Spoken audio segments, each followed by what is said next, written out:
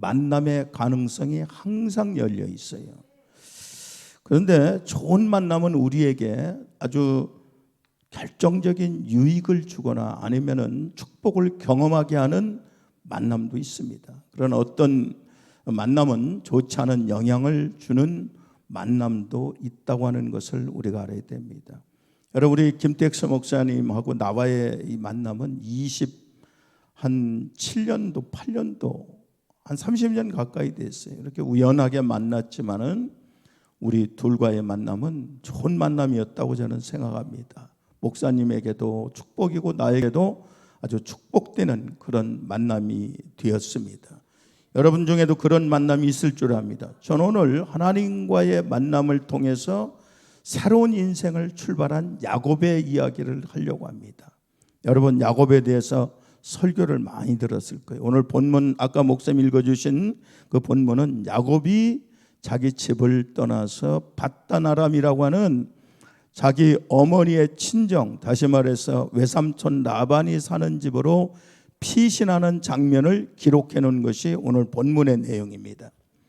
그가 왜 피신을 합니까? 그가 피신하는 동기는 형 에서가 받아야 할 축복을 아버지와 형을 속이고 자기가 가로챘다고 하는 이 사실을 형 에서가 나중에 알고 나서 그 배신감에 몸부림을 치고 내가 그대로 둘 수 없다, 동생을 주의했다고 펄펄 뛰고 있습니다. 그러자 어머니 사라가 이러다간 두 아들을 다 잃어버릴 것 같다고 생각이 들어서 야곱을 불러서 네 형 에서가 화가 좀 풀릴 때까지 친정에 있는 외삼촌 라반 집에 가서 잠시 피하고 형이 화가 풀리면 다시 돌아오라고 설득을 하고 있습니다. 그래서 야곱은 지금 부모님을 떠나서 외손집 집으로 가는데 그 길이 무려 1500리나 되는 굉장히 먼 길이었어요. 야곱이 집을 떠나서 250여리쯤 되는 그 곳에 이르는데 그곳이 바로 어디냐? 베델이라고 하는 곳에 이르렀는데 해가 뉘엿뉘엿 지고 있습니다. 그래서 야곱은 그곳에서 한밤을 보내게 됩니다. 바로 그곳에서 생각지도 않게 꿈에 하나님을 만나게 됩니다. 그러면 하나님께서 꿈속에서 만난 그 하나님은 어떤 하나님이었을까를 생각하면서 함께 은혜 나누시기를 바랍니다. 할렐루야. 첫째로 따라합시다. 자신을 계시하시는 하나님이라 그래요. 자신을 계시하시는 하나님. 그래서 오늘 본문에 28장 12절로 13절에 이렇게 말씀해, 꿈에 본즉 사닥다리가 땅 위에 서 있는데 그 꼭대기가 하늘에 닿았고 또 본즉 하나님의 사자들이 그 위에 오르락 내리락 하고 또 본즉 야훼께서 그 위에 서서 이르시되 나는 야훼니 너희 조부 아브라함의 하나님이요 이삭의 하나님이라. 내가 누워있는 땅을 내가 너와 네 자손에게 주리라. 할렐루야. 여러분, 야곱이 얼마나 지치고 피곤했겠습니까? 그리고 고향을 떠난 야곱의 마음이 어땠을까요? 아마도 복잡했을 겁니다. 아버지 형을 속이고 아버지와 형을 속이고 형의 노기를 피해서 도망가는 야곱의 마음은, 몸과 마음은 심히 지쳐 있었을 것입니다. 그래서 야곱은 지친 몸과 마음의 피로를 풀어보려고 들판에 있는 돌을 하나 주워다가 베개로 삼고 하늘을 지붕 삼아서 잠자리에 듭니다. 그런데 그 밤에 그곳에서 뜻밖에도 하나님을 꿈에서 만나게 됩니다. 여러분, 야곱이 꿈에서 하나님을 만난 사건은 야곱의 일생의 삶의 대전환점이 된다고 하는 것을 우리가 머릿속에 각인하고 설교를 들어야 됩니다. 여러분, 성경에 꿈 이야기가 종종 나오죠. 특히 구약에 많이 나오죠. 신약에는 거의 안 나와요. 꿈 이야기가 왜 나옵니까? 꿈은 하나님께서 인간을 만나주시는 하나의 방편으로 사용하는 경우가 있습니다. 왜냐하면 꿈이라고 하는 것은 자기가 꾸고 싶다고 해서 내 마음대로 꿀 수 있는 것이 아니기 때문에 그렇습니다. 여러분, 예를 들어서 내가 오늘 하루 종일 살아가면서 스트레스를 너무 많이 받았어. 그래서 잠자리에 들면서 내가 오늘 스트레스를 너무 받았으니까 오늘 밤 꿈속에서라도 아주 멋진 로맨틱한 꿈을 꿔서 오늘 받은 스트레스를 다 풀어버려야 되겠다라고 작정하고 잠자리에 누우면 그 꿈이 내 꿈대로, 내 마음대로 꾸어집니까? 안 되죠. 그렇죠. 그래서 꿈은, 따라합시다. 꿈은 꾸는 것이 아니라 꾸어지는 거예요. 꾸어지는 거예요. 그리고 하나님 그 꿈을 통해서 당신의 뜻을 우리에게 계시해 주시는 하나의 소통 방법으로 사용하신다고 하는 것입니다. 그렇다고 해서 우리가 매일 꾸는 꿈이 하나님의 계시라고 말할 수는 없어요. 저는 꿈을 매일 꿔요.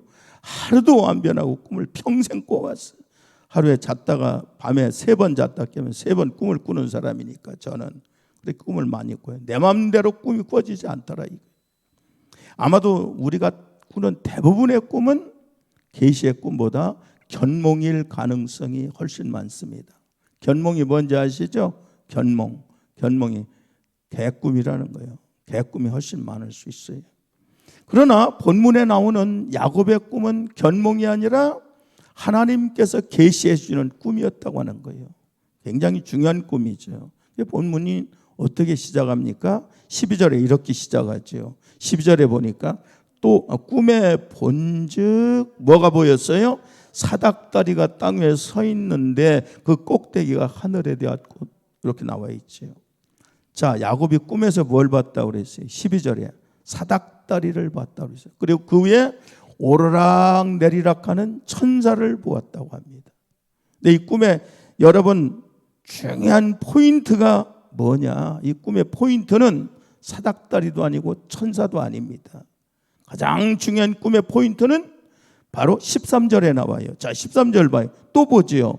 또 본즉 여호와께서 그 위에 서서 이르시되 그랬어요.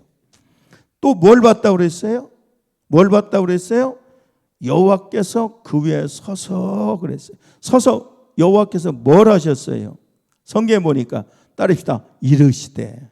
따르시다 이르시되. 다시 한번 이르시되. 이르시는 게 뭐예요? 말씀하시는 걸 봤어요. 야곱이요, 그 꿈에서 보니까 이게 가장 중요한 꿈의 포인트인데, 꿈에 보니까 하나님이 사닥다리 위에서 말씀하시는 거예요. 이게 중요한, 이게 꿈의 포인트예요. 무슨 말씀하셨어요? 여기 보니까 이렇게 말씀해. 나는 야훼니 그랬어요. 여호와라고 하는 말씀은 스스로 계신 분인데 약속의 하나님이다. 꼭 여호와가 나오면 그 다음에 약속이 나와요. 하나님의 약속은 1.1획도 변함없이 반드시 이루어지는 약속인 걸 믿으시기 바랍니다. 꼭 여호와가 나오면 약속이 나와요. 하나님은 엘로힘이라고 그럽니다. 엘로힘은 전능하신 하나님이에요. 근데 꼭 여호와가 나올 때는 약속하셔요. 뭐라고 약속하십니까? 나는 여호와다. 나는 약속하는 하나님이야. 약속하면 지키는 하나님이야. 너희 조부 아브라함의 하나님이고 이삭의 하나님이라. 네가 누워있는 땅을 내가 너와 네 자손에게 주리니. 할렐루야. 이 약속을 하셨어요. 이 약속. 여러분, 하나님이 약속하면 지키는 걸 믿으십니까? 여러분, 이 말씀은 몸이 지쳐있고 정신적으로 피곤한 야곱에게 얼마나 큰 위로가 되고 용기를 주는 말씀이겠습니까? 지금 들판에 홀로 누워있는 야곱의 마음이 얼마나 착잡했겠습니까? 형과 아버지를 속이고 형의 축복을 가로챘으니 그 마음의 죄책감이 얼마나 컸겠어요. 왜냐? 야곱도 하나님을 믿는 사람이잖아요. 여러분이 만약에 그런 짓을 했다면 여러분 얼마나 마음에 죄책감이 오겠습니까? 야곱이 그런 마음이에요. 그래서 야곱은 어쩌면은 당분간 하나님을 생각하고 싶지 않았을 거예요. 왜? 양심이 찔리거든 자기가. 그런데 이런 갈등 가운데 있는 야곱에게 하나님께서 천사를 대동하고 나타나셔서 야곱에게 이렇게 말씀해요. 너 지금 어디로 도망가고 있느냐? 너 지금 어디로 도망가고 있느냐고 하면서 하나님이 찾아오셨다고 하는 것입니다. 여기에 꿈의 포커스를 맞춰야 돼요. 만약 내가 하나님이라면 이런 야곱을 보고 뭐라고 할 것 같아요? 야, 이 야곱아, 참 치사한 인간아. 나는 너 같은 인간하고 다시는 상종하고 싶지 않다. 이럴 거예요 아마. 왜? 아버지도 속이고 형도 속이고 축복을 가로챘으니. 그런데 하나님 그렇게 하지 아니하시고 죄짓고 살 길을 찾아 도망가는 야곱에게 하나님이 찾아오셨다고 하는 것입니다. 할렐루야. 야곱이 하나님을 찾은 게 아니에요. 하나님께서 먼저 도망가는 야곱에게 찾아오셨다고 하는, 하나님은 그런 하나님인 걸 여러분 믿으시기 바랍니다. 그리고 하나님은 꿈을 통해서 나는 이런 하나님이야, 그것을 계시하고 계신 거예요. 나는 이런 하나님이다. 그러면 그 하나님은 지금도 야곱에게 찾아오신 것처럼 저와 여러분에게 찾아오시는 걸 믿으십니까? 여러분이 언제 찾아오실까요?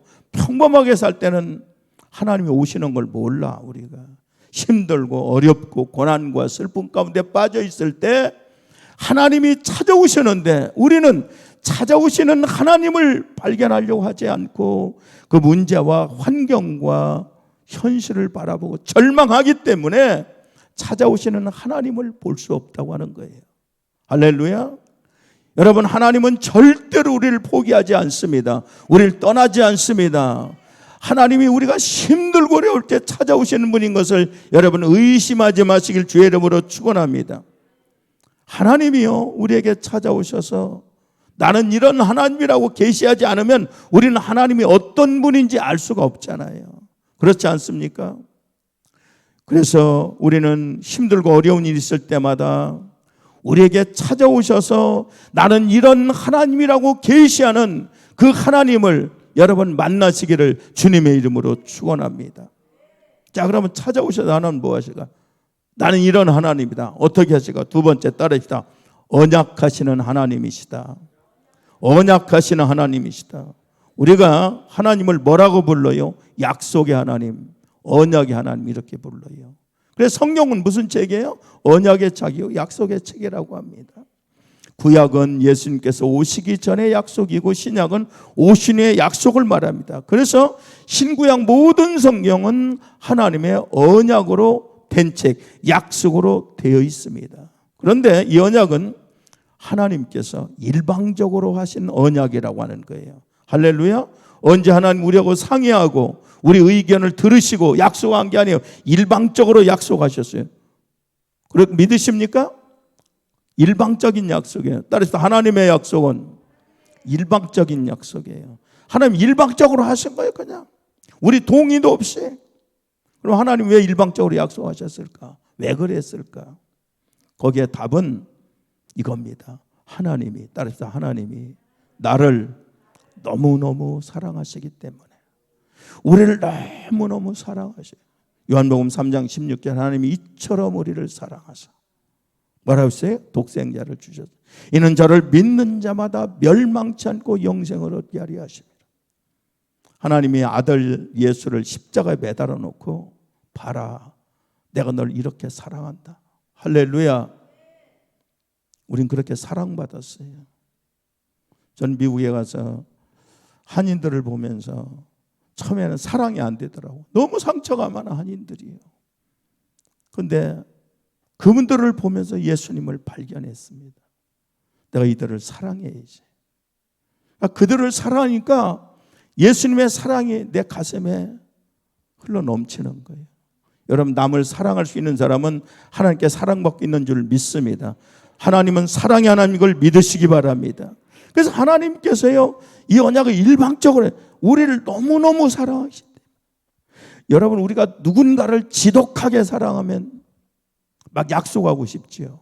여러분, 지독하게 사랑해 본 과거가 다 있으시죠? 있으시죠? 저기 뒤에 우리 어머님이 와 계세요. 왜 어머님이라면 우리 사모님이 염색을 하면 막 머리가 가렵대요. 그래서 하지 말라 했더니 머리가 하얗습니다. LA에서 비행기를 타고 기다리는데 어떤 승객이 무슨 상품을 하나 소개하면서 이거 너무 좋은데 아저씨도 하나 사주고 뒤에 계신 어머니도 하나 사주세요. 그래서 우리 사모님이 어머니가 됐어요. 우리가 누군가를 너무너무 사랑하면 약속하고 싶어. 상대방이 요구도 안 했는데, 사달라고도 안 했는데 막 뭣도 사주고 싶고 약속도 뭐 하고 싶고 그런 적 있으시죠? 하나님도 그러시는 거예요. 우리를 너무너무 사랑하셔요. 믿으십니까? 하나님 사랑하심을 믿으십니까? 일방적으로 약속하시는 거예요. 너무 사랑하니까. 근데 그러면 하나님이 지금 자기 부모님 집을 떠나서 살 길을 찾아 도망가는 야곱에게 찾아오셔서 뭘 약속하셨을까? 그 약속은 두 세트로 되어 있습니다. 두 세트. 첫 번째 기본적인 약속이 13절로 14절에 이렇게 기록했어요. 또 본즉 야훼께서 그 위에 서서 이르시되 나는 야훼이니 너희 조부 아브라함의 하나님의 이삭의 하나님이라 내가 누워있는 땅을 내가 너와 내 자손에게 주리니 네 자손이 땅의 티끌같이 되어서 내가 서쪽과 동쪽과 북쪽과 남쪽으로 퍼져나갈지며 따라합시다. 땅의 모든 족속이 같이 읽어봐요. 너와 네 자손으로 말미암아 뭘 받으리라? 복을 받으리라. 이렇게 첫 번째 세트야 이게. 근데 여기에 세 가지 약속, 첫 번째 세 가지 약속. 첫째는 내가 지금 누워있는 땅을 내가 너와 네 자손에게 선물로 주리라. 선물을 주겠다는 겁니다. 그리고 두 번째 약속은 네 자손이 번성하게 돼서 동서남북으로 퍼져나갈 것이다. 그리고 세 번째 약속은 너 때문에 다른 사람도 복을 받을 것이다. 이게 첫 번째 세트예요. 자, 첫 번째, 네가 지금 누워있는 그 땅을 너와 내 자손에게 주리라. 여러분, 땅을 선물로 주겠다고 하시는 하나님의 일방적인 약속입니다. 이 땅은요, 야곱과 그 후손들이 삶의 근거지로 사용할 땅입니다. 이 땅을 일방적으로 주시겠다. 하나님이 지치고 두려워하고 힘들어하는 야곱에 가서 일방적으로 약속하셨어요. 그리고 두 번째, 네 자손이 번성할 것이다. 여러분, 네 자손이 티끌같이 많아져서 동서남북에서 번성하게 될 거다. 그 당시에 자손의 번성의 약속은 축복으로 의미합니다. 왜냐하면 자식이 많으면은 노동력과 비례를 하거든요. 옛날에 어머님들, 권사님들 농사 지을 때 자식이 많은 집 사람하고 자식이 얼마 없는 집하고는 농사 짓는데 얼마나 자식이 많은 집이 경쟁력이 있습니까? 더 많은 일을 하게 되고 더 많은 수입이 얻을 수 있지 않습니까? 이것은 축복을 상징해요. 그리고 세 번째 이걸 했어요. 너 때문에 다른 사람이 복을 받을 것이. 이거 굉장히 큰 축복입니다. 이 세 번째 약속이 중요한 약속이에요. 이 약속은 할아버지 아브라함 때부터 아버지 이삭 때부터 하셨던 약속인데 그 약속을 지금 이 순간에 야곱에게 하나님께서 동일하게 약속을 보장해 주신 이 축복의 약속을 다시 한번 하시는 것입니다. 14절 우리 다시 한번 읽어봐요. 시작. 땅의 모든 족속이 너와 네 자손으로 말미암아 뭐라고 했어요? 복을 받으리라. 오늘 크게 말한 사람은 갑절의 복이 임할지어다. 따라하세요. 제가 따라하라고 할 때는 그러니까 이 말씀은 너 때문에 다른 사람이 복을 얻을 것이다. 이렇게 말씀하고 있어요. 이 말을 다시 말하면은 네가 다른 사람이 복이 되어줄 것이다. 너는 복의 근원이 될지어다. 여러분이 복의 근원인 걸 믿으시기 바랍니다. 따라서 나는 복의 근원이다. 하나님이 복의 근원이 아니에요. 하나님은 자체가 복이시여. 복의 근원을 만들어주시는 분이 하나님이시여. 여러분이 복의 근원인 걸 믿으시기 바랍니다. 여러분이 하나님을 잘 믿으면 여러분 때문에 가정이 잘 되는 거예요. 여러분이 잘 믿으면 여러분 때문에 자식이 잘 되는, 여러분이 예수를 잘 믿으면 여러분 때문에 남편이 잘 되는 거예요. 여러분이 하나님을 잘 믿으면 사업이 여러분 때문에 잘 되는 거예요. 믿으시면 아멘 하시고. 왜? 복의 근원이니까. 근데 보세요. 이 말씀은 예수를 믿는 우리 모든 사람에게 적용되는 말씀이에요. 어느 말씀이? 14절의 말씀이. 자, 그 근거를 봅시다. 갈라디아서 3장 7절로 9절 같이 한번 읽어. 큰 소리로 시작. 그런즉 믿음으로 말미암는 자들은 아브라함의 자손인 줄 알지어다. 또 하나님이 이방을 믿음으로 말미암아 의로 정하실 것을 성경이 미리 알고 먼저 아브라함에게 복음을 전하되 모든 이방이 너로 말미암아 복을 받으리라. 그러므로 믿음으로 말미암는 자는 믿음 있는 아브라함과 함께 복을 받느니라. 할렐루야. 여기 보면 그런즉 따릅시다. 그런즉 믿음으로 말미암는 자들은 누구라고? 아브라함의 자손인 줄 알지어다. 할렐루야.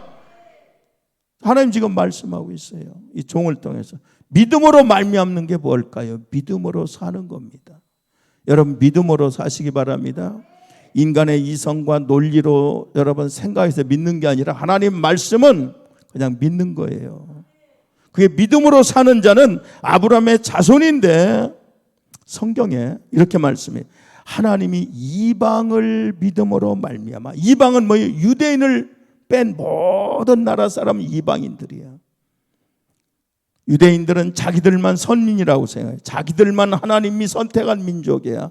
자기들만 하나님의 축복이 약속된 민족이라고 하는 오만에 빠져 있어요. 그런데 성경은 이렇게 말씀해요. 이방을 믿음으로 말미암아 의로 정하실 것을 성경이 미리 알고 그랬어요. 어디에 써놨어요? 미리 창세기 15장에 이미 써놨어요. 율법이 있기 전에.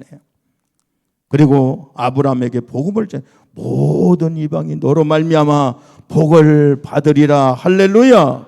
그러니까 우리가 복에 그르는 걸 믿으시기 바랍니다. 믿음으로 사는 여러분이 복에 그르는 줄 믿습니다. 다른 사람의 복이 되어주는 존재가 된 걸 믿으시기 바랍니다. 하나님이 이 첫 번째 약속을, 이 첫 번째 세트의 약속을 실현시키기 위해서 하나님께서 다른 한 세트의 약속을 또 하셔요. 자, 그게 뭘까요? 첫 번째 세트의 약속을 이루어지게 하기 위해서 두 번째 세트의 약속이 바로 어디 말씀이에요? 내가 너와 함께 할 것이고 내가 너를 지킬 것이며 내가 너를 인도하리라. 할렐루야. 자, 15절 말씀 우리 같이 내가 너와 함께 하리라 읽어봐요. 시작. 내가 너와 따르자. 내가 하나님이 나와 어떻게 해요? 함께 있어요. 믿으십니까? 전능하신 하나님이 지금 함께하는 걸 믿으시면 아멘 하세요. 하나님이 내 눈에 안 보이시니까 없다고 하지 마시고 그분은 성령으로 지금 우리 가운데 함께 계세요. 나와 함께해서 내가 어디로 가든지 너를 지켜주며 너를 이끌어서 이 땅으로 돌아오게 할지니 내가 내게 허락한 것을 다 이루기까지 너를 떠나지 아니하리라 하신지라. 할렐루야. 할렐루야. 이것이 이 아침에 하나님 주시는 약속의 말씀이에요. 여러분이 주신 약속의 말씀인 걸 믿으시기 바랍니다. 내가 약속한 것이 이루어질 때까지, 네 자손이 번성할 때까지, 너와 네 자손들이 복을 누릴 때까지 내가 너를 떠나지 않을 것이야. 너와 함께 할 것이야. 내가 너를 지켜줄 것이야. 내가 너를 인도할 것이야. 할렐루야. 우리가 교회를 왜 옵니까? 우리가 왜 예배를 들으러 옵니까? 하나님의 말씀을 들으러 오는 거예요. 하나님은 종에게 기름 부어서 당신의 말씀을 대언하게 하시는, 이걸 사람의 말로 들으면 안 돼요. 여러분 하나님의 약속으로 들으시면 여러분이 복이 될 줄 믿습니다. 하나님 지금 이렇게 말씀, 심신이 지칠 대로 지쳐있는 야곱에게 하신 하나님의 약속이 이 약속이에요. 따라합시다. 함께 하시고 지키시고 인도하시는 하나님 믿으십니까? 이 말씀을 묵상하고 또 묵상하십시오. 하나님 나와 함께 하신다. 하나님 나를 지키신다. 하나님 나를 인도하신다. 이것이 하나님을 믿는 모든 사람이 하신 하나님의 언약이고 하나님의 약속이에요. 그래서 그 밤에 야곱이 만난 하나님은 어떤 하나님이냐? 약속하시는 하나님이시다. 우리가 이렇게 말할 수 있어요. 그러면 하나님께서 이 놀라운 축복의 약속을 야곱에게 했을 때 야곱이 어떻게 반응했느냐, 이게 중요해요. 여러분 오늘 이 아침에 이 종을 통해서 저거 나보고 하시는 말씀이야.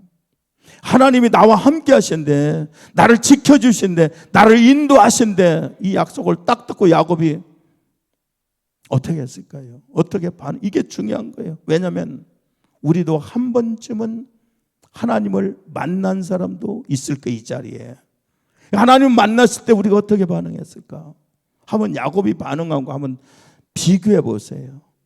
그리고 아직까지도 교회를 다니면서 하나님을 만나보지 못한 사람이 앞으로 하나님을 만났을 때 어떻게 반응하는 것이 하나님이 기뻐하는 반응인지를 본문을 통해서 배워야 될 거 아니냐 이거죠. 할렐루야. 이게 중요해요. 우리가 일생을 살면서 하나님을 만나는 사건만큼 우리 일생 일대에 중요한 사건은 없다고 생각합니다. 그런데 하나님을 만나는 것보다 더 중요한 것은 나를 찾아오신 하나님께 내가 어떻게 반응하느냐, 이게 더 중요한 것인 걸 믿으시기 바랍니다. 왜 그러냐? 우리가 어떻게 반응하냐에 따라서 그것이 결정적으로 하나님께서 우리의 인생길을 인도하시는 지름길이 될 수 있기 때문에 그렇습니다. 자, 그러면 야곱이 어떻게 반응했는지 한번 구체적으로 살펴봅시다. 야곱은 정말로 어떤 사람이냐? 약점이 많은 사람이에요. 자기의 목적을 위해서라면 수단과 방법을 가리지 않는 사람이에요. 심지어 아버지도 속이고 피를 나오는 형제도 속이고 거짓말을 서슴없이 저지르는 그런 사람, 아주 야비한 치졸한 인간이 야곱이었습니다. 그런데 왜 하나님이 그런 인간을 찾아오셨을까? 여러분, 우리 속에 야곱 같은 모습이 다 있어요. 따라서 하나님, 나도 야곱입니다. 세상에 아버지도 속이고 형도 속이고 거짓말을 서슴없이 저지르는 이 야곱에게 하나님이 찾아오셨어요. 그리고 야곱을 쓰셨어요. 왜 그럴까? 이것이 우리의 신앙 수준으로는 도저히 이해할 수 없는 궁금증이 아닐 수 없어요. 그러나 하나님은 야곱이 그렇게 약점이 많음에도 불구하고 하나님만이 보실 수 있는 강점이 있다고 하는 겁니다. 이걸 보신 거예요. 어제 우리 김 목사님하고 나하고 목사님이 참 미국에서 오니까 모처럼 이 목포에 좋은 데 구경시켜준다고 피곤한 몸으로 한 1시간 반을 데려가지고 저 퍼플 아일랜드인가 거기를 데려가는데 섬이 아름답더라고. 보랏빛으로 막 전체 물들어 있는데 거기 가면서 그런 얘기 했어요. 목사님이나 나나 잘나서 하나님이 쓰는 게 아닙니다. 여러분, 이 목사가 잘나서 여기 강단에 서 있는 게 아니에요. 여러분보다 잘나서 똑같은 하나님의 백성인데 하나님만이 보시는 종으로 쓸 수밖에 없는 어떤 강점이 있어서 쓰시는 거예요. 목사가 완벽합니까? 저는요, 미국에서 성찬식을 하면서 가운을 벗고 안 입은 지가 오래됐어요. 왜요? 오늘날 기독교가요 너무나 타락했어요. 누가요? 주의 종이. 목사라고 하는 것이 부끄럽습니다. 정말 부끄러워요. 미국에서는 아직도 목사라고 하면 그래도 대접해 줍니다. 목사라고 하면. 근데 미국이나 한국이나 마찬가지인데 한국은 더 병든 것 같아요. 물질에, 여자의 문제, 교회가 너무 부패했습니다. 목사라고 내놓는 것이 너무 부끄러워요. 그럼에도 불구하고 김 목사님이나 나를 하나님 여기 세우신 것은 여러분 다 잘나서 완벽해서 흠이 없어서 천만의 말씀이야. 어쩌면 여러분보다 더 흠이 많을 수 있어요. 그러나 하나님만이 보시는 강점이 있다는 겁니다. 이건 사람이 볼 수 없는 하나님만이 볼 수 있는 시선이에요. 할렐루야. 야곱 보세요. 사기꾼 아닙니까? 아버지 속이고 형도 속이고 말이야. 거짓말하고. 그런 사람을 하나님이 찾아오셔서 그런 사람을 쓰시는 것은 우리가 볼 수 없는 하나님이 보시는 강점이 있었기 때문이라는 것을 알아야 될 줄 믿습니다. 야곱의 강점이 무엇일까? 그것은 영적인 민첩성, 영적인 민감성이라고 할 수 있습니다. 그것을 다른 말로 하면은 하나님의 의도를 정확하게 파악할 수 있는 지혜가 야곱에게 있었다는 거예요. 할렐루야.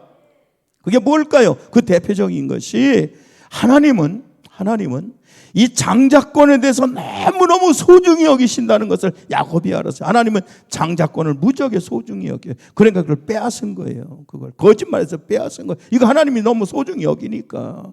그리고 어찌 보면 야곱은 우리가 영적인 눈으로 보면 제대로 믿음을 가진 사람이에요. 그걸 놓치면 안 되거든요.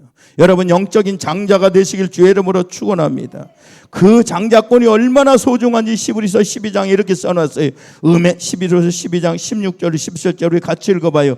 음행하는 자와 혹 한 그릇 음식을 위하여 장자의 명분을 판 에서와 같이 망령된 자, 따라서 망령된 자가 없도록 살펴라 그랬어요. 여기 망령된 자는 미친 자예요. 뭐 때문에? 누구를 두고 한 말씀이에요? 에서를 두고 한 말씀이에요. 창세기 에서가 사냥하고 왔을 때 배가 너무 고파서 동생 야곱이 팥죽을 끓이고 있는데 그때 야곱은 알았어요. 내 저 장자권 뺏어야지.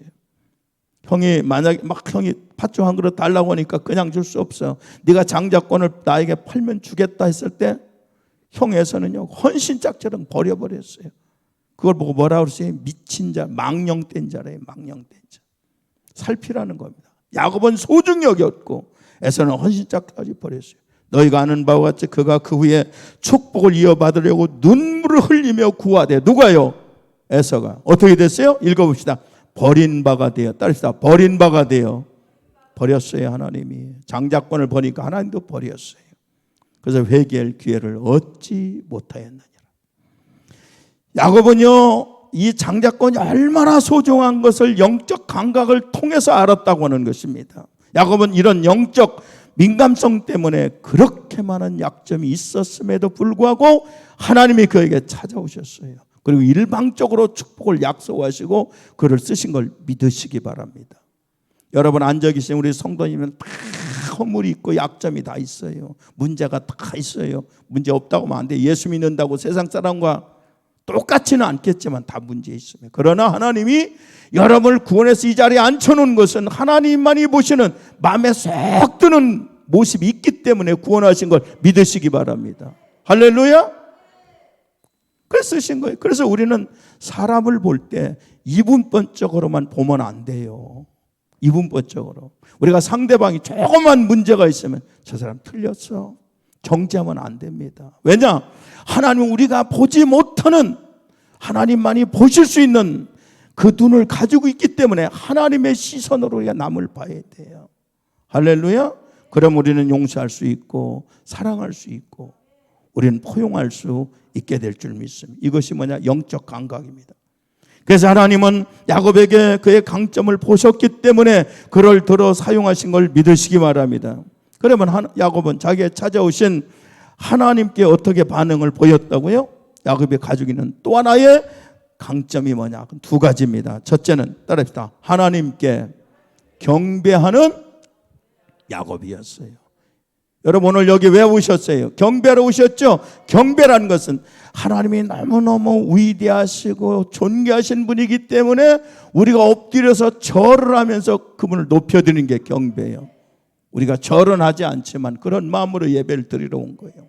야곱은 그런 하는 야곱이었어요. 28장 16절에 야곱이 잠이 깨 이르되 야곱께서 과연, 따르시다, 과연 여기 계시거늘 내가 알지 못하였도다 그랬습니다. 우리가 이 구절만 보면 경배라는 단어가 안 나와요.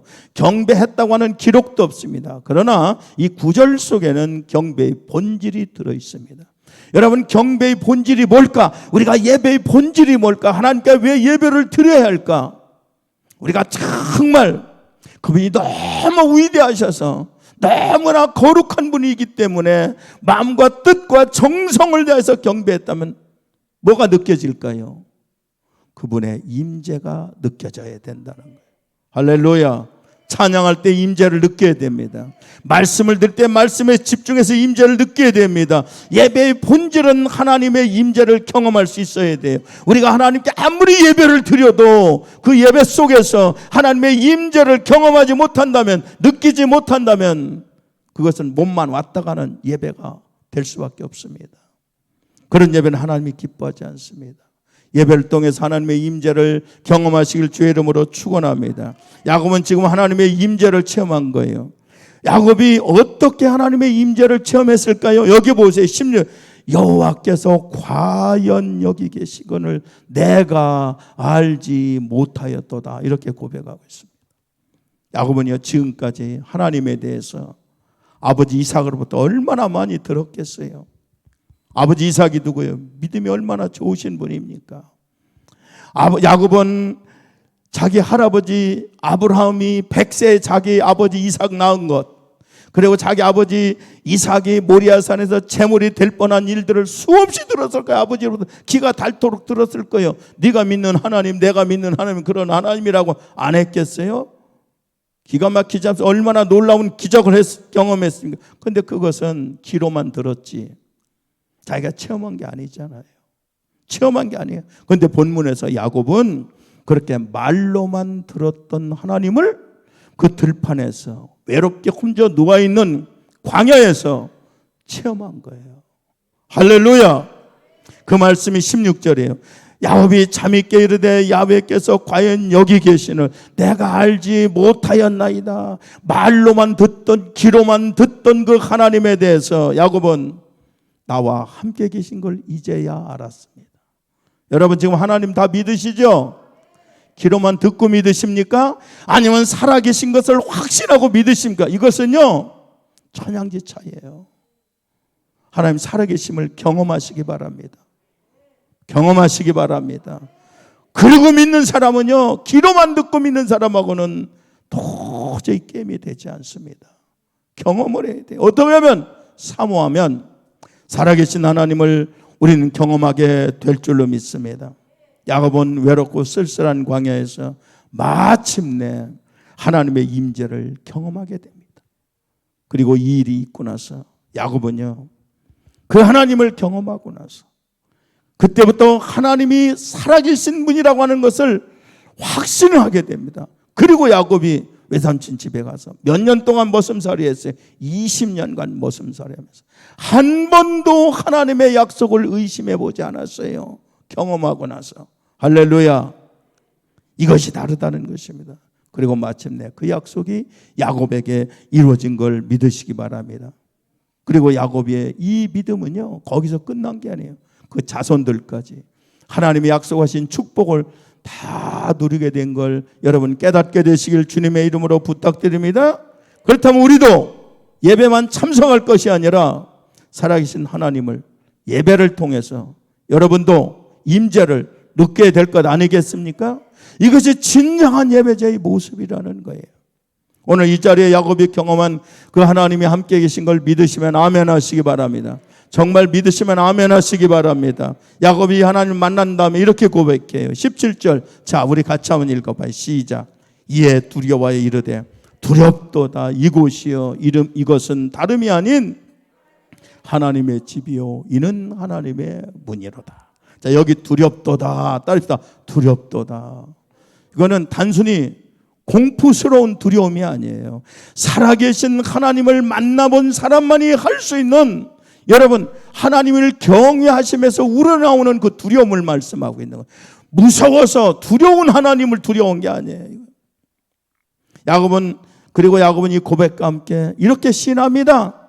이곳이 다름 아닌 하나님의 집이요 하늘의 문이로다. 여러분 이 교회에 와서 성령 충만한 모습을 막 경험한 줄 믿습니다. 그랬죠. 제가 집회할 때 거의 다 경험했어요. 벌써 몇 년 됐네요. 코로나 오기 전에.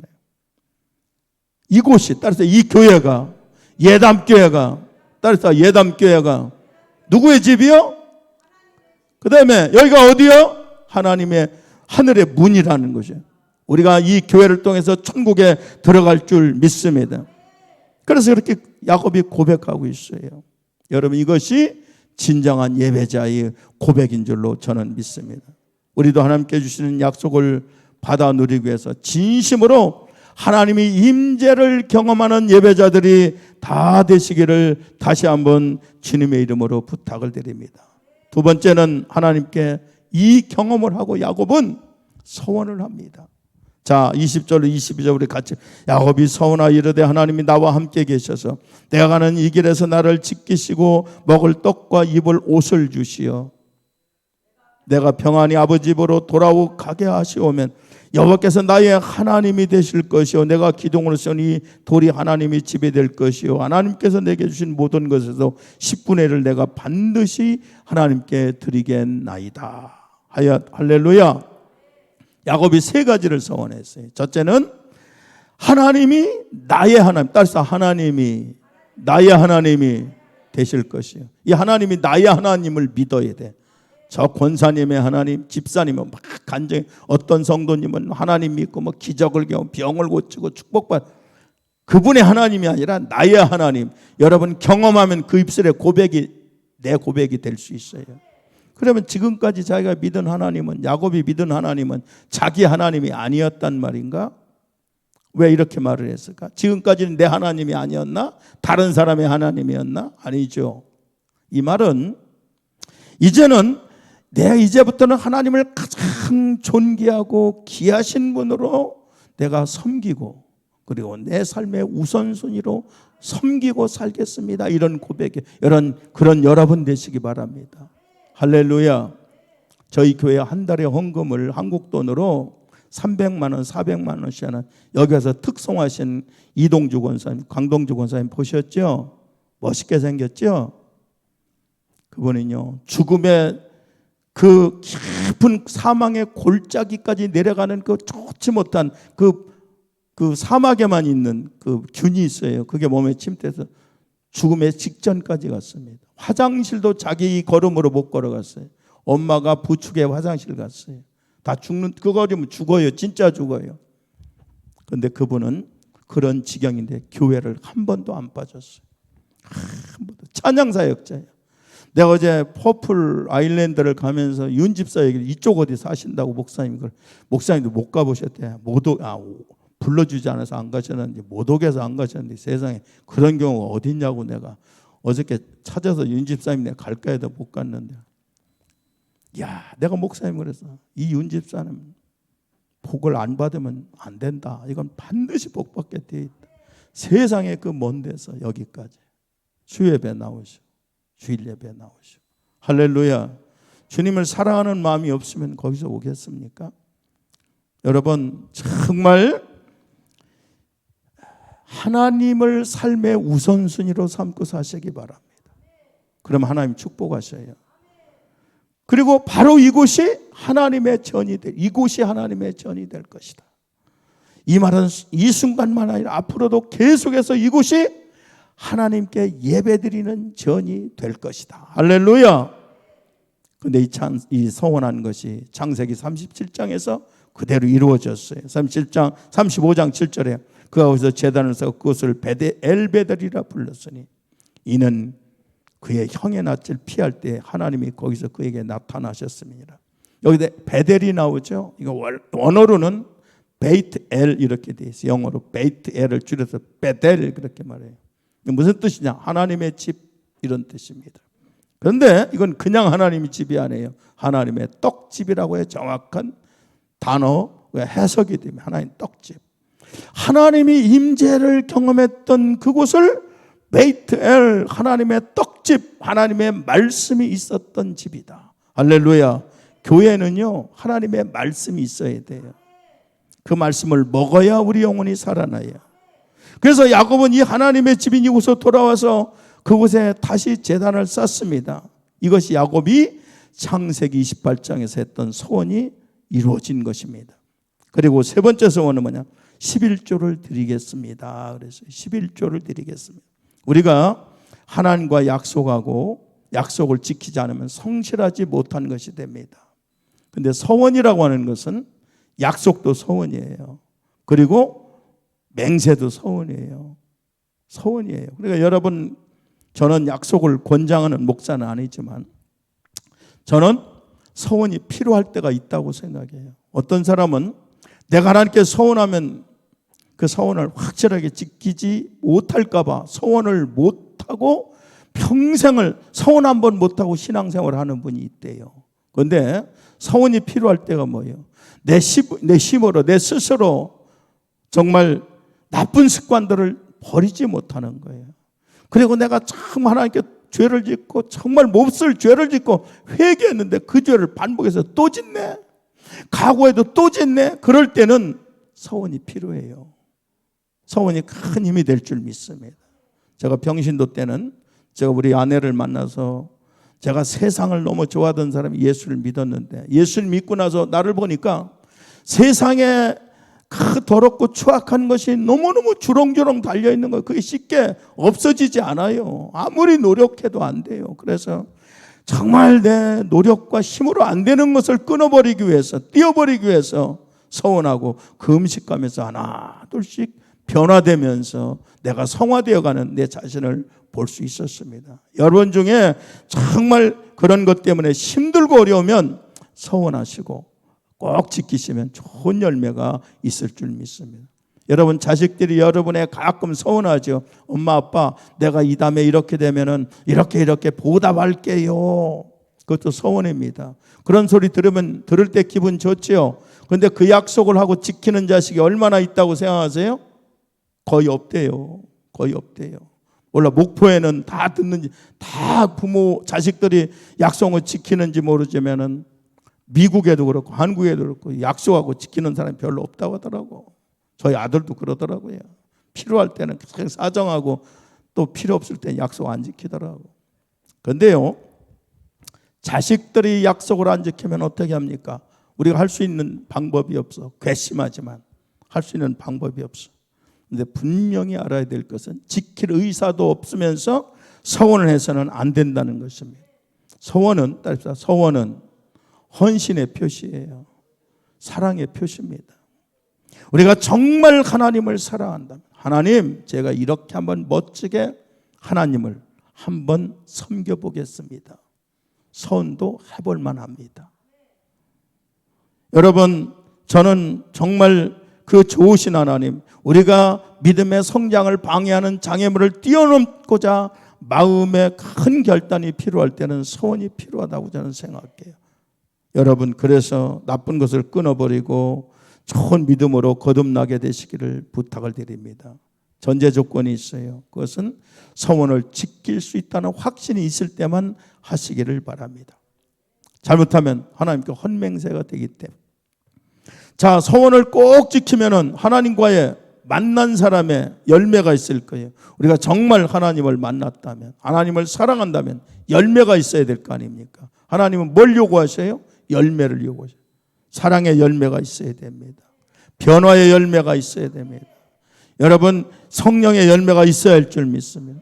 그래서 오늘 본문 말씀을 통해서 저와 여러분을 만나주신 하나님, 그 만남이 너무너무 소중하다고 여러분이 느끼신다면 이제 그 만남을 소중히 가꾸면서 야곱처럼 때로는 하나님을 잘 섬기기 위해서 서원까지 하면서 여러분 소중한 열매를 맺어가는 믿음의 사람들이 다 되시면은 하나님이 오늘 창세기 28장에 약속한 이 약속이 여러분에게도 여러분 자녀에게도 반드시 이루어져서 여러분이 놀라운 하나님의 은혜와 은총 속에 여러분 들어가게 될 줄로 믿습니다. 거룩하신 하나님 감사합니다. 오늘 아버지여 야곱의 하나님을 우리가 돌아보았습니다. 저희들은 야곱과 똑같은 모습이 우리 속에 많이 숨겨져 있습니다. 그럼에도 하나님 우리를 버리지 아니하시고 우리에게 찾아오셔서 일방적으로 약속하시고 우리를 사용하여 주심을 감사합니다. 오늘 아버지 하나님 이 시간에 다시 한번 저희들 야곱의 하나님을 묵상하면서 우리 신앙이 하나님 기뻐하는 신앙으로 성장하고 그 믿음의 장성한 분량까지 도달할 수 있도록 자신을 돌아보면서 더 아버지 하나님 보시기에 아름다운 믿음의 사람으로 거듭나게 도와주옵소서. 감사드리오며 우리 주 예수님의 이름으로 기도드리옵나이다. 우리